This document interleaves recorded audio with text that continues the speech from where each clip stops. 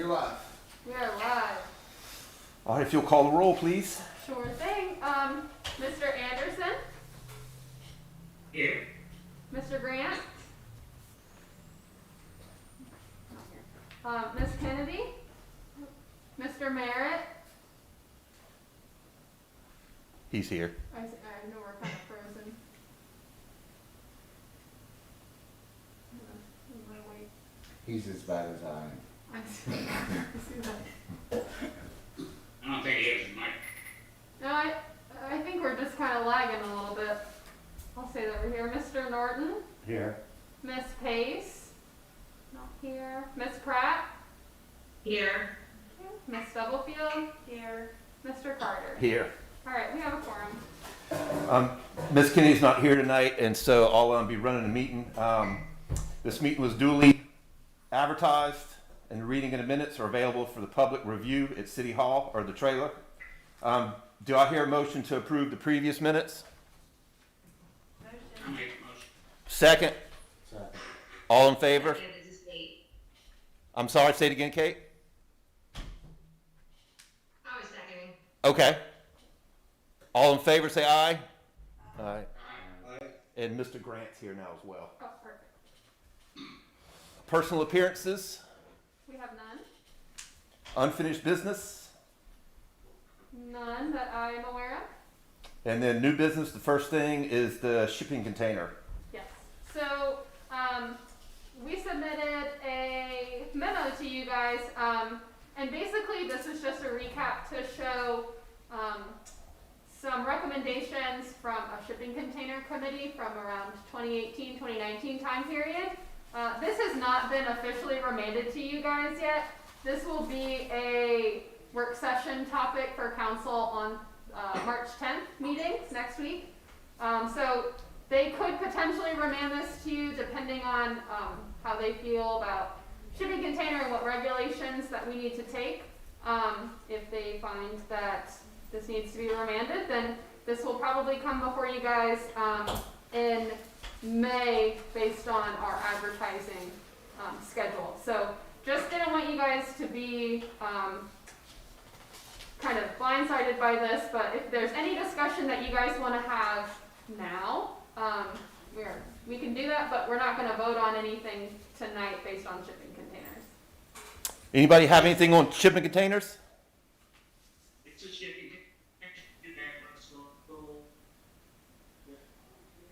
Whoever's talking, can you repeat that? The microphone skipped. Okay.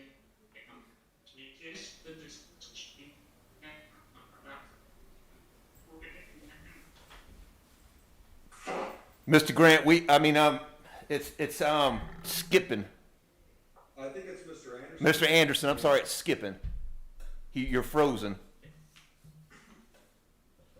Anybody else, and we'll go back to him?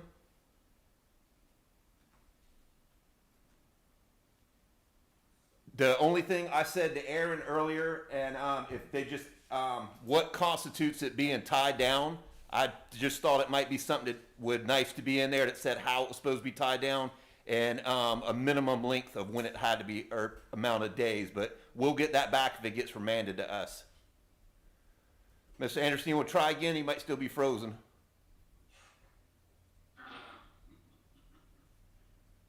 I was just asking, is this the same issue that we discussed about the swimming pool? Yes, sir, it is.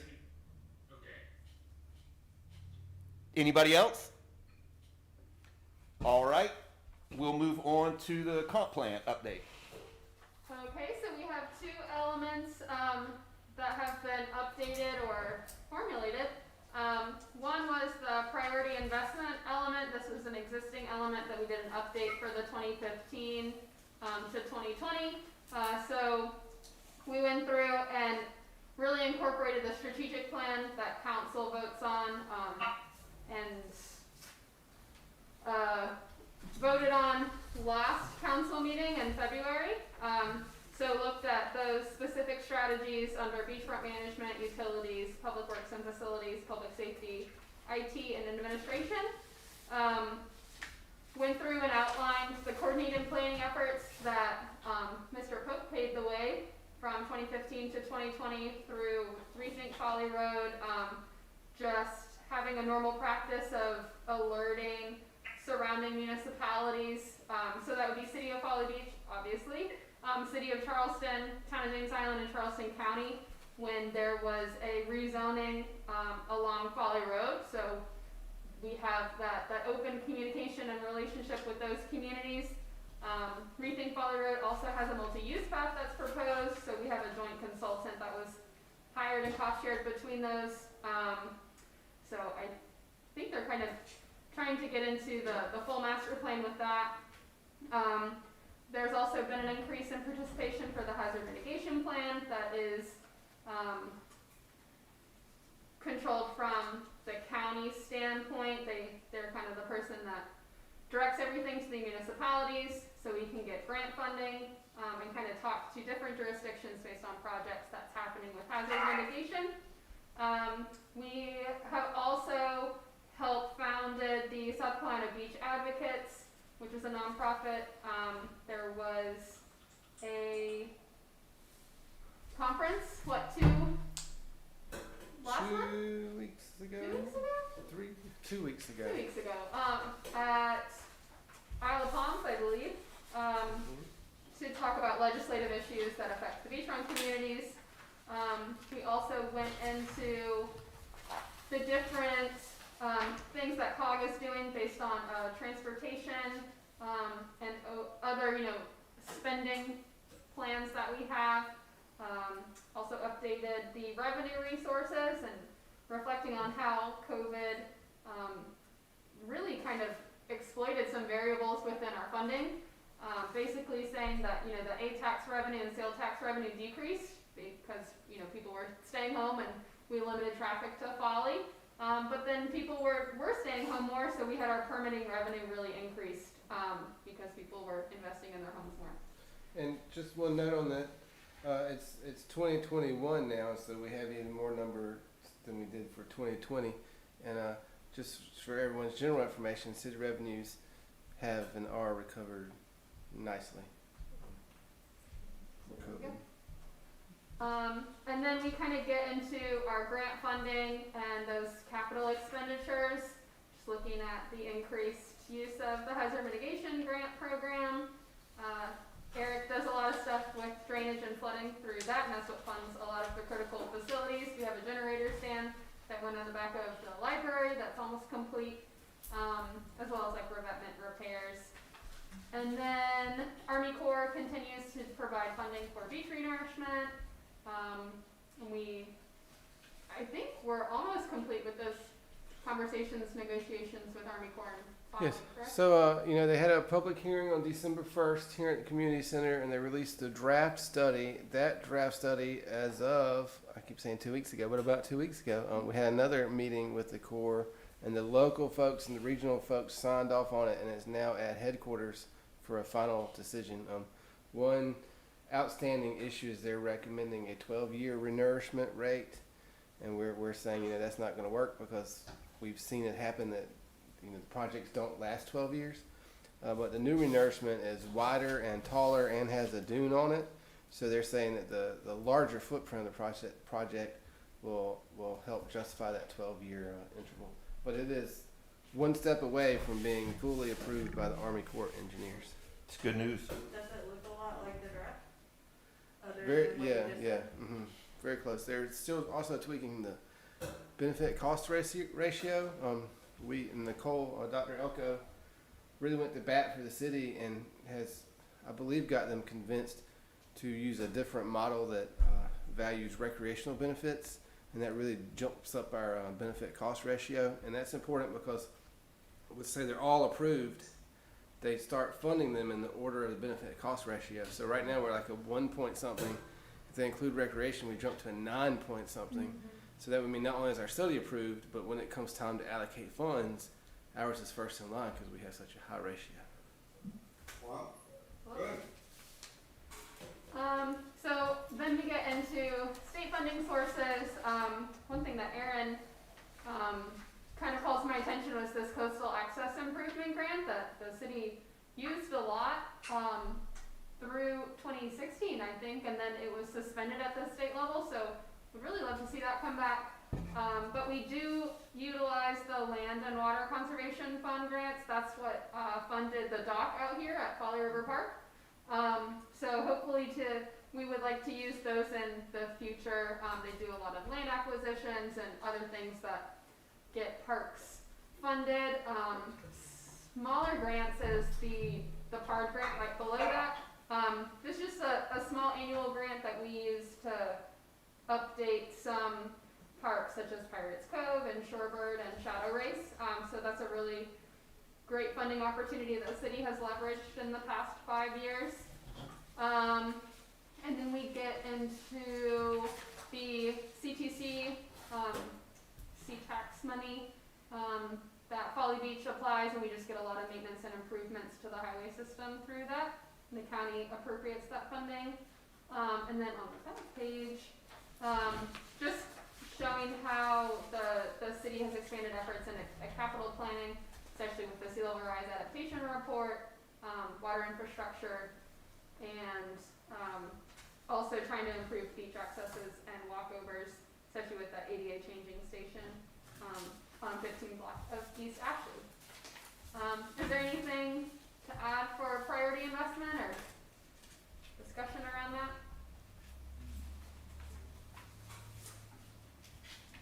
Great. You want me to jump into the Yeah. resilience element? Yep. Okay, so this is a brand new element. I've kind of been hinting at it the past couple meetings that we had. So here it is in all of its 13 pages of glory. This was modeled after the county's resilience element, which is basically the first one within our region that we had something really to base off of. So goes through the background of, what's a resilience element, why do we need it?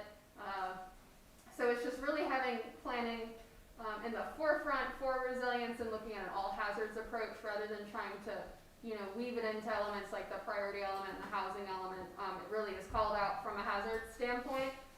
So I went through and looked at topography and geography of City of Folly Beach, and then get into the hazards and other resilience elements. So this is based off of the hazard mitigation plan. So we get, we start with flooding and hurricanes and storm surge. Those are kind of the main events that we think of when it comes to resilience issues. And we kind of break flooding down into rain flooding and stormwater flooding, then as tidal flooding with sea level rise and nuisance flooding, and just calling out all the different modeling and problem areas that the city is facing, and something that we'd maybe want to address in the future from a planning perspective with projects. Along with sea level rise, we also have impacts on the septic system with groundwater rising. With one of I think it was the natural resources element, we already allude to this NAG's Head study with Sea Grant, with North Carolina Sea Grant, looking at the effectiveness of septic tank management with sea level rise. So still waiting for that final report, but it's good to at least have some numbers tied to that. So that's something that the city will need to face in the next few years. Just maybe needing to do some stronger recommendations on septic management above DHEC, and that's a whole legal thing, but We learned a lot about that last year. yes. It's really alarming what you put in here. Yeah. The recommended distance and what actually is and what we would need to plan for. Yeah. So that's one of the things that's actually come out of the North Carolina Sea Grant partnership. Is they gave us some of those numbers, so it's been really interesting to have that dialogue. And then this is kind of where the hazard mitigation plan shines through, is with drought. Yes, resilience is a lot of water-based, but we do need to think about drought and how that affects the city, as well as earthquakes and tsunamis. Earthquakes which happen closer to Somerville could trigger waves in our ocean out here. Obviously, we're the frontline community, so just kind of looking at that, as well as winter weather. I know we've had a couple experiences in the city with, a random storm in 2018 where we had feet of snow and we were just kind of all in lockdown. So just kind of thinking about some future planning. Other resilience issues that these natural hazards then affect these other systems is transportation infrastructure. That is a huge thing. We have a lot of nuisance flooding that shut down streets when we have a high tide throughout the island. As well as just looking at parking and overall accessibility and connectivity through the island. That's also a resilience issue. So how do we bounce back, or how do we maintain our functions when we're in busy season? Obviously that's very different than our slower seasons in November, December. Health resilience was also something that was really exacerbated this last year with COVID-19, and what policies and implementations do we need to put in place from either a long-term standpoint, or what is the role of the city when managing a pandemic? So I think we all kind of had a crash course in that. Economic resilience, that kind of ties into our priority investment element. Just looking at the different impacts that Folly Beach has on the economy within the area and how many jobs that we bring in. These numbers were taken from an economic report that the college helped with a few years ago. These probably have risen in the past few years, but I thought that was pretty interesting. Also looking at energy resilience, this kind of ties into overall sustainability, and I know that the city has kind of looked at from like an LID LEED certified buildings, and what's our focus on air quality and pollution. I don't think that's something that South Carolina as a whole has really tackled yet, but I feel like it's coming in the next 5 years when we have to rewrite this, so this is just a good placeholder. The city wants to be a pioneer in that. There are definitely projects that are becoming more available, like this utility street lighting, changing everything to LEDs. We partner with Dominion on that. So there are other things that hopefully we can maybe incentivize homeowners from an energy resilient standpoint, so something to think about. And Folly is looking at our long-term plans and tools that are already existing. This made me really excited to join the Folly team and become the environmental planner, because we have so many things that are already in place that are helping us be a better community. So we have our zoning ordinance. There's been strides taken in the past couple years with just the studies that we've done from a marsh management plan and some other plans that we're going to talk about later in this element. But with those plans, we've also put them in practice. We established that dune management area with a 40-foot setback from the baseline. Like that is a resilience practice that is incorporated in the zoning ordinance. We have a 15-foot setback from our critical line for our marsh buffer. So there are multiple things that the city already does that are resilience practices. We also, adopt the International Building Code. Some places in the United States don't even have building codes, so that's something that we regulate and make sure that we have safety of structures that they will withstand a hurricane, which goes into our flood maps and our flood ordinance. We have a very strong flood ordinance, and I will talk about that a little bit later in my staff comments, just some changes that are coming up that will come to you guys next meeting. But Folly has very stringent flood ordinance standards that flows into our community rating system. We are a class 4 community, hopefully to be a class 3 with our September audit. Hopefully we'll get up to that class 3 and get more flood insurance discounts for you people on this board, plus all of the citizens in Folly, so that would be very exciting. But the higher, or I guess lower class that you are, it just shows, above and beyond from the minimum standards that you have. We also have the Beachfront Management Plan, which Dr. Elko is working to update for 2021. I've seen some of her language and it's pretty strong, it's very exciting. I just kind of outlined the required elements and then the unique history that Folly has with DHEC and Army Corps. that we don't have a setback, so we had to create our own setback, and also look at our dune management plan and why that's so important, and having people take ownership of their private land when we have an erosion event. One of the newest things that we have is an island-wide drainage study that was, I think, softly completed in 2019. I don't think we've had a big rollout of that, but it had a really great inventory of existing draining conditions, very map-oriented, looked at a lot of different modeling for heavy rainfall events and identified potential capital improvement projects based on that modeling. We used this island-wide drainage study to apply for a BRIC grant, which is FEMA pooled funding, to do a study on Tabby Drive to relieve some flooding off of that road and make it function a little bit more better as it struggles with some nuisance flooding and high tides. So this is a really cool study that I hope we can leverage into, a full drainage conditions kind of infrastructure plan. Also the sea level rise adaptation report, which kind of kick-started a lot of other management plans and really identified some of the short, medium, and long-term goals that the city needed to capitalize on. A big thing being that all city and stakeholders agreed to plan for a 3-foot of sea level rise over the next 50 years. So that is kind of the lifespan for the city infrastructure that we would need to look at. Then goes into our marshfront management plan. So that's one of the things that I'm excited to implement a little bit more. That was kind of completed, and we did some short-term stuff, but since COVID happened, we haven't really been able to implement the medium and long-term for marshfront management plan. It's kind of the first of its kind.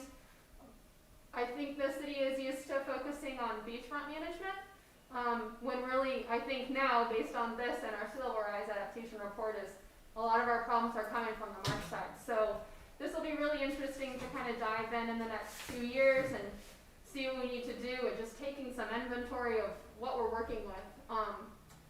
Talked with Eric a little bit, tried to plant the bug in Lee's ear, hopefully getting a graduate intern to kind of help us with that digitization for GIS, and getting some inventories, and then that septic vulnerability assessment with Nag's Head kind of falls into that as well. The city has a standard emergency operations plan, which is great. That's something that helps us for resilience and to get us back on our feet once we do have a hurricane and one of these hazards outlined at the beginning of the plan. I've kind of hinted at the hazard mitigation plan. Basically, it's needed so we can get grant funding and a really good opportunity to get all partners. That ranges from other municipalities like us, as well as Parks and Rec, hospital systems, school districts, water and sewer districts. So we're all talking, we all have an avenue to look at what our capabilities are, what our higher standards are, and what projects we have kind of in the works. So maybe we can either piggyback on someone else's resources, or if we see that Town of James Island is doing something that could probably tie in really well from a mitigation standpoint for Folly Beach, that we can partner with them. Strategic plan that I hinted at in the priority investment element. Some of the specific resilience priorities include emergency vehicle access over groins, saving for beach renourishment, walkover extension, backup water source, water main replacements, traffic and parking study for Arctic Avenue, drainage capital projects, pedestrian paths and crosswalks, streetlight upgrades, ALS program, marine launch, saving for a fire engine and police car replacement, and preparing for sea level rise. So those are some strategies that council has adopted and approved for their legislative agenda for this next year. And so then just kind of concluding that, this topic of resilience covers all the other elements, but really kind of pulls everything out, so we have an inventory of what we're working with and fill in the holes. So I know that was a lot, but this was a labor of love, and really excited that it was a new element that I got the opportunity to write Great job. Thank you. Yeah, you did a really Thank great you. job with that. Really good. Thanks, Kate. Do I have any other discussion, or you guys want to talk about any specific portions, or maybe something that I overlooked? What's the word about the walkways on Second? West West 2nd Street's about to start construction next week.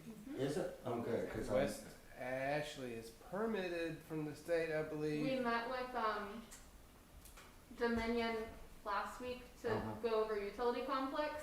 Basically, we ended up taking it back to our consultant engineer to do a little bit more of a creative way so we can minimize those Dominion conflicts, and have it be a little bit more aesthetically pleasing, a little bit more Folly funky. It'll be kind of fun since that's our main thoroughfare that connects Center Street across Ashley. So we're just waiting on those new drawings, but that will come a little bit later. But I think we have DOT approval for that. We're just, it'll change a little bit, and we'll just have to resubmit alterations to DOT as we make them. we need to work on DOT about changing stop signs on Second, East and West. Okay. Anything else? You know, that That's gonna particular slow one the people down. Yeah. is one that has come up before, and in the strategic plan, they have money for traffic studies. Anything we do Yeah. requires a traffic study, Right. and that's what's killed it before, is funding for the traffic study. Right. But specifically in this year's update to the strategic plan, Yeah. they have money for traffic studies. And next Wednesday, so we had a parking committee that met for about 2 months. And so then I will give the committee report to council with our parking recommendations, which is basically a parking traffic study that we say we need to Right. do this. Yeah, And since it is budget time, hopefully put a line item in the budget so we can have that and look at this Yeah. all-encompassing connectivity, transportation, resilience, paid parking, the whole thing, right? In one go, so we can think about in a overall logical way and not just saying, well, this project's gonna cause this, and have it be a right. continuing domino effect. I found out something interesting about flood insurance. Okay. Half my lot is in the flood and half my lot is not. Yep. That half that's in it is my house. Yep. The back part is not. Okay, that happens. We need to restudy those maps. Anybody got anything else on resilience? I do. So, just, can you explain for my benefit? Yeah. What happens from here? So we have a description of all of these Yeah. potential hazards. Some of the tools that we have available to us. Is this the next step is for council to focus on these items they already voted on? So, Or what do so we this do? will kind of fold into and hopefully support their strategic plan. That's the goal, right? Okay. So we have all these elements. Our next item on the agenda is we need to vote on all of the elements that Aaron has discussed with you previously, and then the elements that I have discussed with you, and basically vote to approve that narrative, that plan draft narrative. Okay. So if we do that tonight, which I think we will, but we'll see, then our next steps is we will survey the public to say, what's your input on our comprehensive plan? See what feedback we got. That's something that was approved, finalized, talked about in previous meetings with Aaron. Then we'll do a goal and needs assessment. So that'll be kind of a lot of both, especially when it comes to the resilience element of identifying from a planning commission standpoint, with the resilience element, with the priority, with community housing, whatever, what do we see needs to happen in 5 years when we do that, when we do the whole rewrite. So I'll lead you through that process, and so we'll see, okay, well, I don't think we have enough long-term planning tools or information to know what we should do about X. I think we need to have, a goal would be this to fit this need. That's kind of the next steps now that we have all of this draft language. And then once the specific goals and implementation strategies are adopted as part of the comp plan, we turn around and use that to go to city council and say, the comp plan says that over the next 5 years, we need to study X, Y, and Z, and we need, I'm totally making this up, we need to put a ditch here and pipe this road and raise that road. And so once in this document, we can use it not to force, but to get council to implement it. And also, anytime we apply for a grant, the number one first thing they ask for is how is it supported in your long-term planning documents.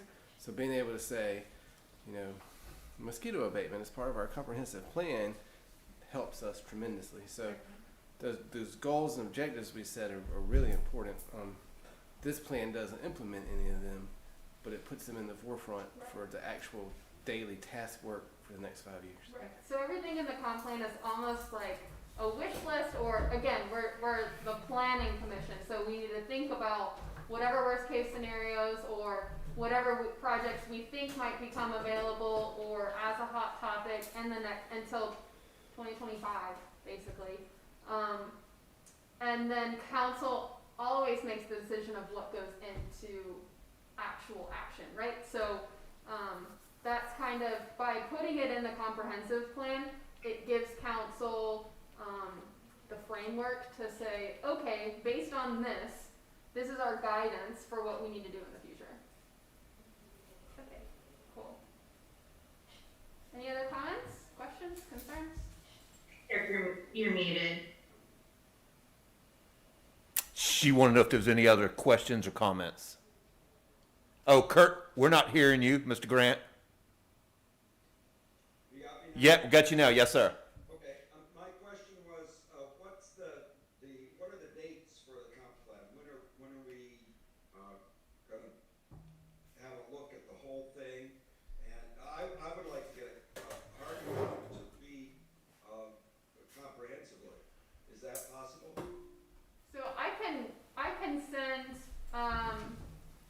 basically a draft document, and if changes can be made, even if we approve the draft language tonight as like a full document, there's always updates that we can make even through the goal and needs assessment.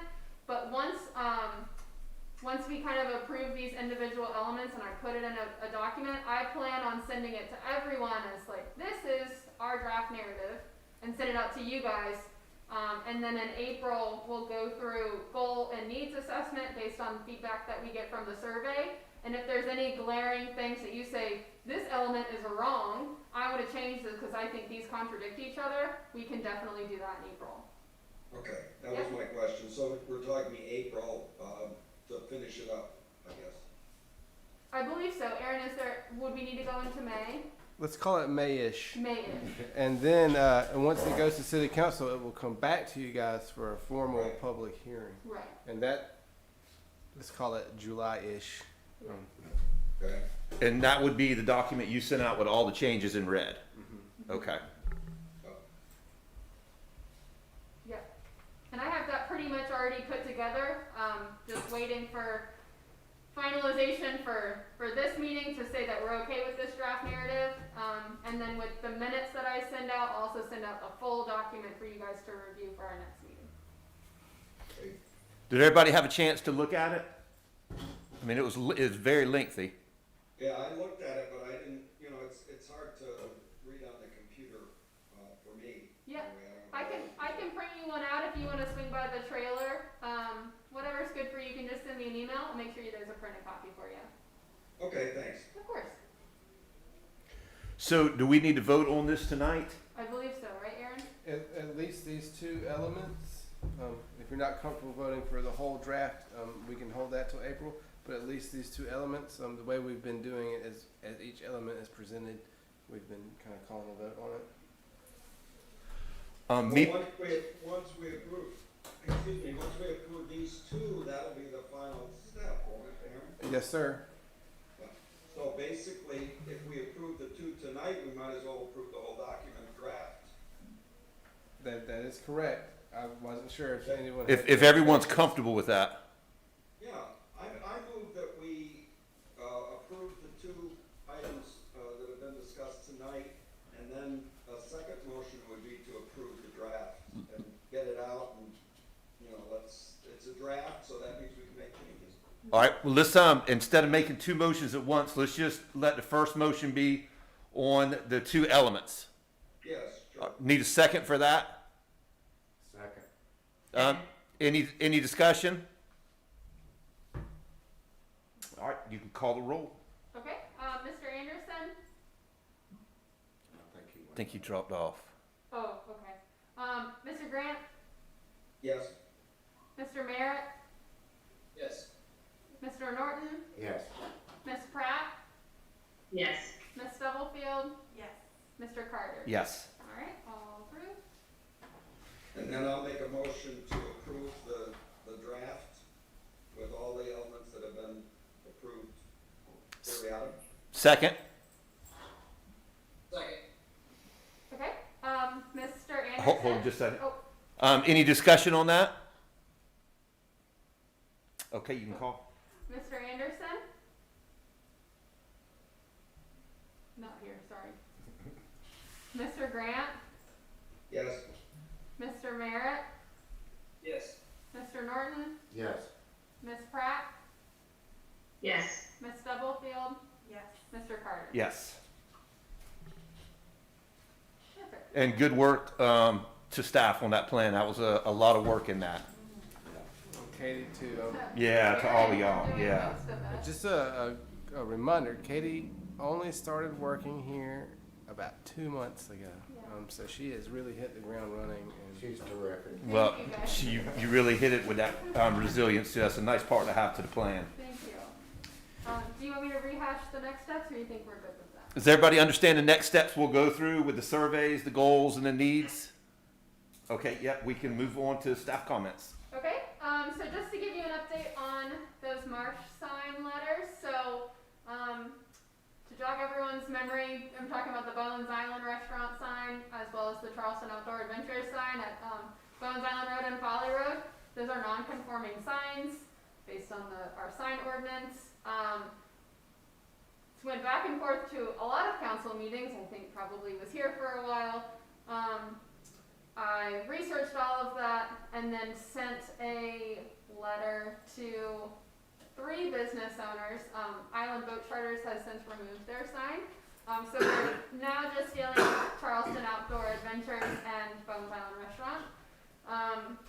Council basically decided in a work session that we are okay with Bones Island Restaurant removing their sign and replacing it within the right-of-way,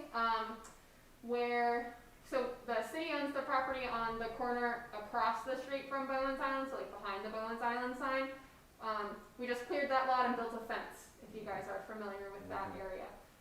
And so we are working to support an encroachment permit that will be sent to the county to be built in that right-of-way right outside the fence for Bowen's Island sign restaurant to be moved, since that is pretty historic sign, kind of like a landmark to the community, to give them that option if Charleston County supports that.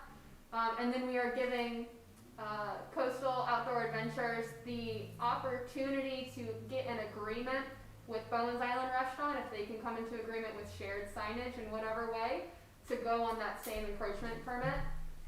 I have only heard from Charleston Outdoor Adventures. I have yet to hear from Mr. Barber, so we are going to, by the end of the week, if I haven't heard from him, just send him a second notice, give him another opportunity, maybe give him a phone call, kind of see if he's interested in getting that encroachment permit, if he just wants to remove that sign. But regardless, it needs to get out of the marsh.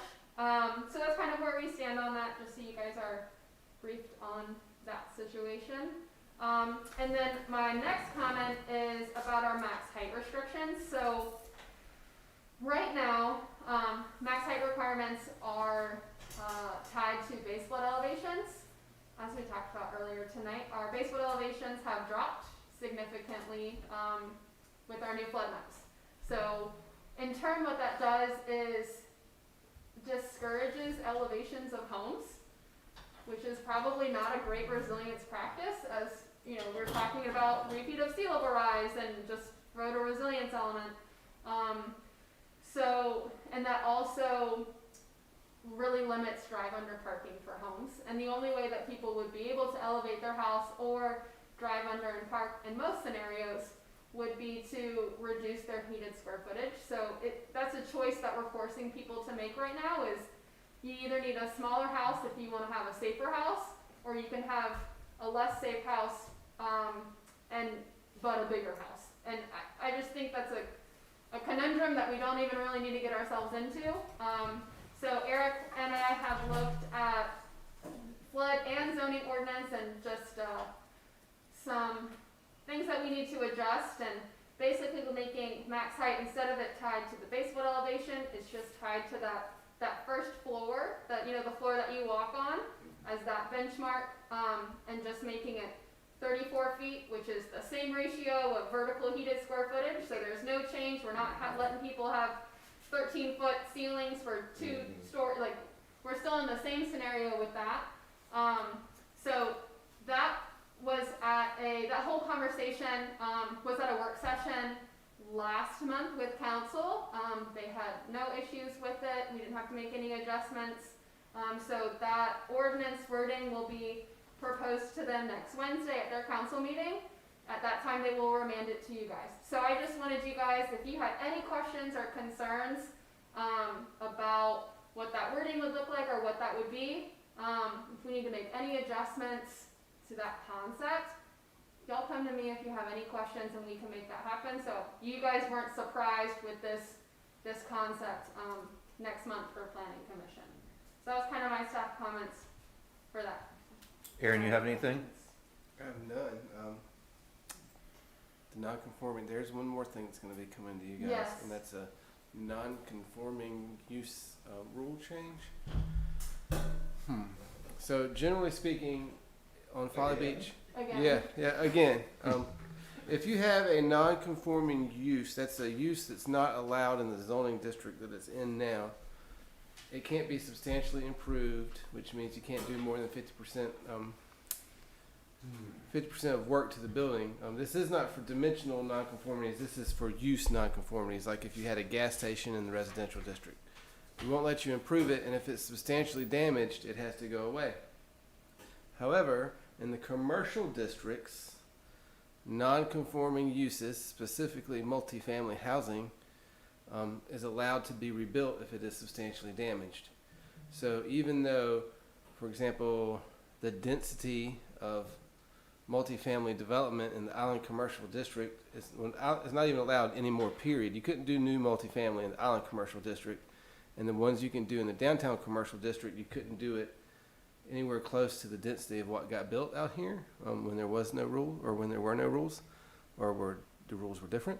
So to acknowledge that and to avoid the situation of, say, oceanfront villas going away and only 4 units being able to be put back, City Council has exempted those non-conforming uses from the substantial damage clause. So if they wash away or they burn down, they can be rebuilt.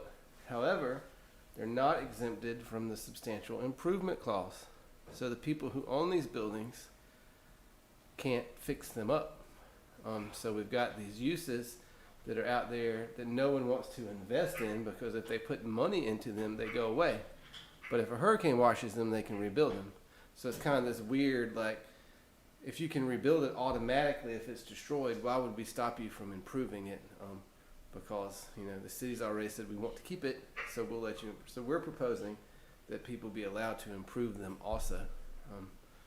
Just that- for the commercial district. just in the for commercial district. non-conforming uses. Yep.